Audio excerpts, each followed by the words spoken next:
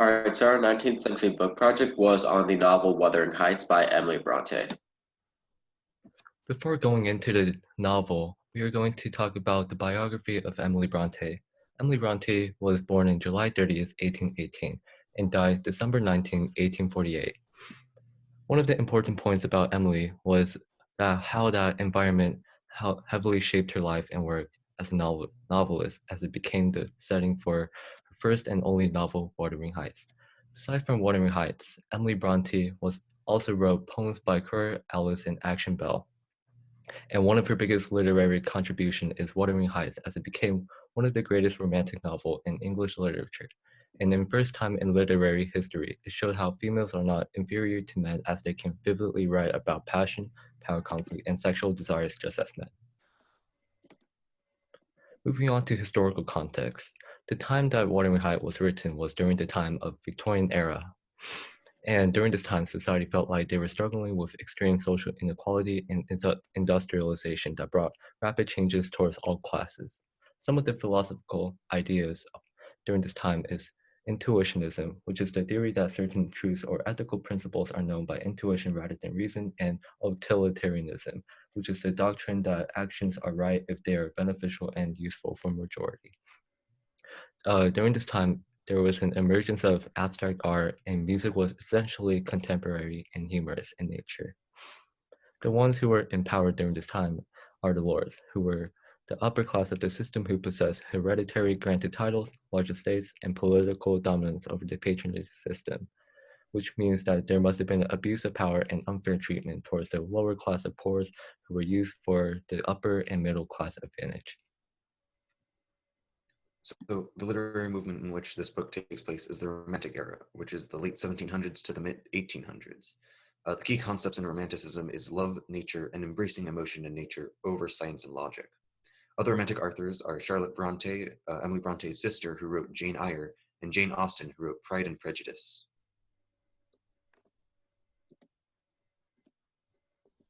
So the plot is really complex, so no matter how you write it, it'll always be a bit long. But it starts with Lockwood, who's a tenant at Thrushcross Grange, which is owned by Mr. Heathcliff, who's kind of a really pessimistic man. Heathcliff lives at Wuthering Heights, which is a property he owns. And Lockwood visits him, but a storm forces him to stay the night, where he sees a ghost of someone named Catherine, whom Mr. Heathcliff really wants to see again after he finds out that Lockwood saw him. After that experience, Lockwood just meets a servant named Nellie at Thrushcross Grange, who explains who Catherine is and why Mr. Heathcliff wanted to see her, why he's so bitter, just the recent history of the two properties.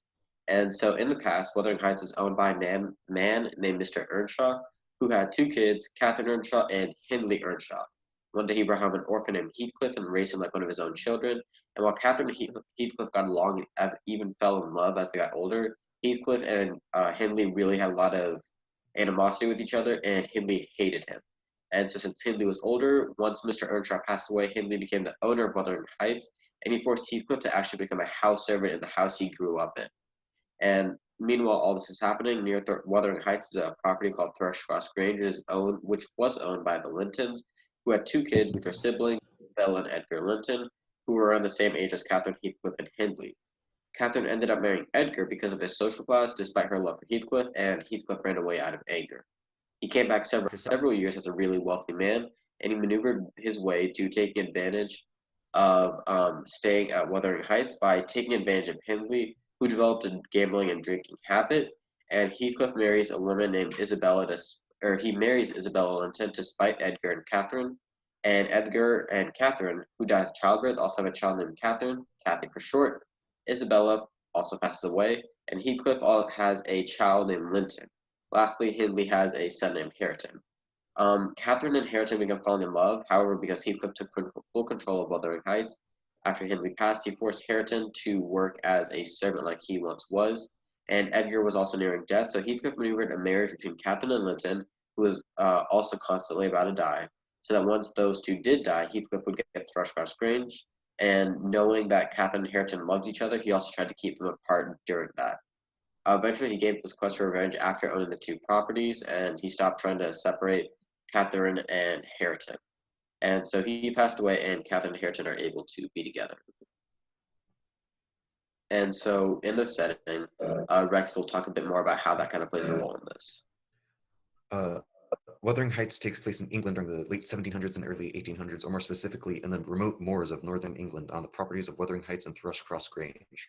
During the time in which the novel takes place, class structures and adherence to them permeated almost all social life and interactions, which can be clearly seen in the novel and holds a large significance in the story, especially in the first part of the story with the introduction of a young Heathcliff to the family, wherein the children almost immediately begin persecuting the poor fatherless child and regarded him as beneath them. So there's quite a bit of conflicts in the novel, but the two main ones are Heathcliff versus Catherine and Heathcliff versus himself. Heathcliff's conflict with Catherine came really from her decision to marry Earnshaw, or to marry Edgar, not Earnshaw, and that really led him to do all of the bad actions he did in the second half of the book, where he ran away, he came back rich, and he maneuvered his way to take advantage of Hindley on Wuthering Heights, abuse his own son and Hindley's son, and even try to manipulate Kathy into doing what he wanted, all because his love for Catherine wasn't really reciprocated in an official way. And then the one versus Heathcliff versus himself is kind of the question of how far is too far, and you kind of see that towards the end where he gives up his quest for revenge. But you really see throughout the novel, like all the actions he takes, it's kind of like how far is too far just because some woman didn't marry you.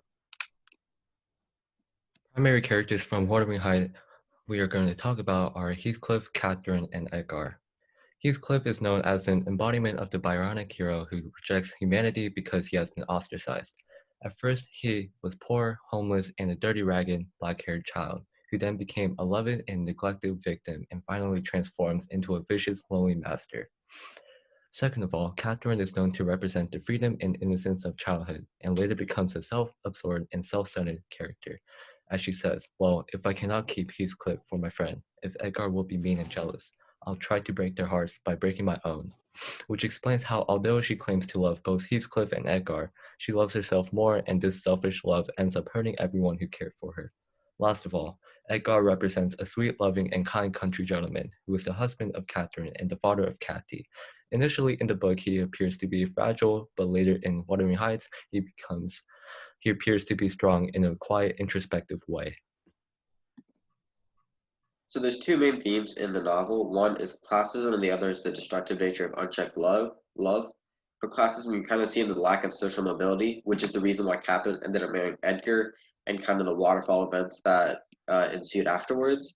And then the unchecked power for the wealthy, because the waterfall that did ensue was Heathcliff's constant deranged attacks and manipulations. Had he been a servant at Wuthering Heights, not only would he have not been able to do that, but even if he found a way to, he would have been orchestrated and immediately banished from his town. But because he was wealthy, no one really did anything. And then for the destructive nature of unchecked love, you see the love between Heathcliff and Catherine, which led to Heathcliff doing all the actions that he did because Catherine, while she did reciprocate his feelings, she didn't do so officially as she chose to marry Edgar. And the love between Edgar and Catherine, you see that because it's Catherine's love for social mobility, not Edgar. She does love Heathcliff, but she and then chose her own comfort over her own love. But in the end, it really didn't matter because she did pass away at a young age from some traumatic events, which led to her dying in childbirth. So for her style, Bronte has a very unique style in the writing of this novel, as it is written in the styles of a journal or diary, as well as flashbacks and memories, which gives the writing a feeling of recollection and reflection when being read. When we were first introduced to the story and the first narrator, the book is in the form of and resembles a journal owned by Lockwood, where it says, 1801, I have just returned from a visit to my landlord, and it introduces the style to the audience. This aids in the story as the reader now feels as if they are diving into an actual person's journal and private writings. After the first few chapters, the novel then turns into Lockwood documenting Nellie, one of the servants at the property's experiences with the owners and their families, at which point the novel begins to resemble memoirs as it becomes structured as a more conventional story, where it sounds like, as the girl had anticipated, the child Hareton fell wholly into my hands. Although differing points of views and perspectives aren't a new thing, the way Bronte uses them helps to make her book unique and a classic piece of romantic literature. Within the novel, Bronte uses many literary devices in order to aid in the reader's perception of the characters and the settings, as well as to enhance the meaning of the novel and everything in it. In Chapter 9, when Catherine was debating her relationships with Heathcliff and Edgar, she states that he's more myself than I am, which creates a juxtaposition and paradox. Through this statement, Bronte helps evolve the reader's understanding of Catherine and Heathcliff's relationship as they both feel as if they are one and the same, if not the same entity, and it is because of this deep love for each other that Catherine doubts her ability to marry Edgar. Another one is Bronte also aids in the reader's understanding of the issue of class and status in the 19th century by revealing the inner thoughts of characters. While interacting with Mrs. Linton, she believes her to be so immeasurably superior to them. This diction and word of choice of wording emphasizes the topic of status and position so that it really pervades life during that time and the subsequent abuse and disregard for the lower class. Through the assumed superiority and status over other people, the idea of social class can be seen for what it is by the reader. In her writing, Bronte also uses imagery consistently to help paint a picture for the audience and aid them in understanding the setting and events taking place. After hurting her ankle and staying at Thrushcross Grange, Catherine is taught by Miss Linton on etiquette and being proper, and when she returns, she is described as a very dignified person, with brown ringlets falling from the clover of a feathered beaver and a long cloth habit, which she was obliged to hold up with both hands, and that she might sail, and which signifies a major shift in her character. This description of Catherine's change helps illustrate the differences in class and the expected norms of the society they live in, where extravagance is a major aspect of a person's social life. So, for my literary criticism, I read a study on the psychoanalytical reading of Emily Bronte's Wuthering Heights and analysis of the defense mechanisms of some of the characters. And the literary criticism is through a psychoanalytical critical lens, which focus on the defense mechanisms, the subconscious defense mechanisms characters displayed in Wuthering Heights after the actions and experiences they've been through, which led to their future actions. For Heathcliff, his suffering at the hands of others led to suppression or repression, denial, sublimation, and projection in certain ways of how he acted. And so while many reviews and criticism of Wuthering Heights acknowledge negative consequences of Heathcliff's suffering, this criticism really explores how they did so subconsciously.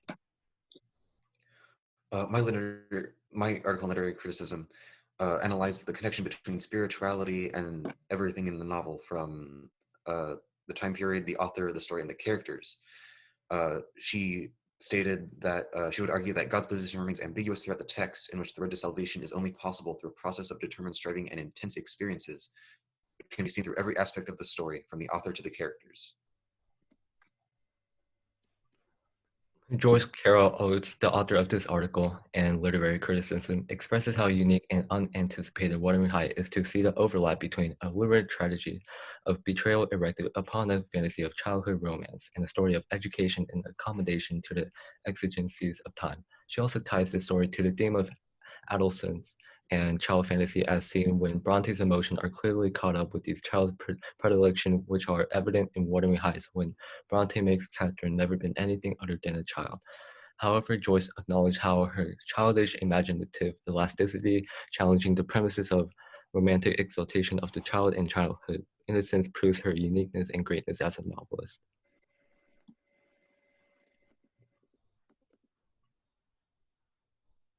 Here, pause the recording. All right, so for a close reading of the first page in Wuthering Heights, you open with Lockwood speaking in the way that we mentioned previously, which is kind of like a journal. And he's talking about how he's excited to stay at Thrushcross Grange. And when he meets Mr. Heathcliff, he tries to apologize for saying, "Oh, I'm sorry if I'm inconveniencing you." But you immediately get to see the way Mr. Heathcliff is and how negative and kind of dark of a man he is, because he says, "I'm not going to allow anyone to inconvenience me. Walk in." And it says the walk-in was uttered with closed teeth, and they focus to emphasize on this and the expressed sentiments. The diction used to specify that said that through closed teeth kind of show that Mr. Heathcliff is a man with a really short fuse. And then as you get on, you see a servant named Joseph who helps him out with his horse, and his face was just as sour as Mr. Heathcliff's.